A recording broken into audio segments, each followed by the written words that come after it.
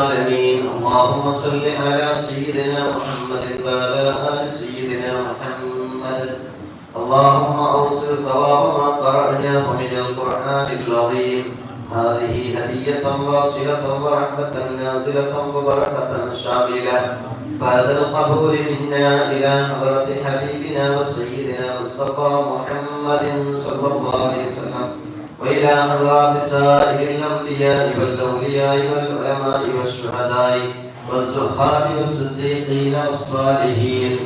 اللهم بحقهم وبجاههم يسر عسيرنا وسهل أمورنا وفرج أحزاننا واكشف قلوبنا وأد ديوننا واقض حوائجنا واشف مرضانا وارحم موتانا يا رب العالمين.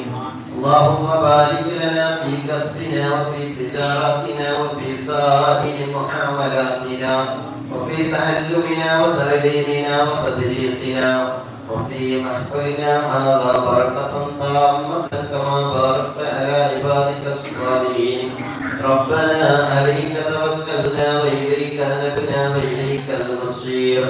ربنا آتنا في الدنيا حسنة وفي الآخرة حسنة وقنا عذاب النار. ربنا تقبل منا إنك أنت السميع العليم وتب علينا إنك أنت التواب الرحيم. آمين برحمتك يا أرحم الراحمين. صلى الله تعالى وسلم على خير خلقه سيدنا محمد وآله وصحبه أجمعين. سبحان ربك رب العزة عما يصفون وسلام على المرسلين. മീലാദ് വന്നേ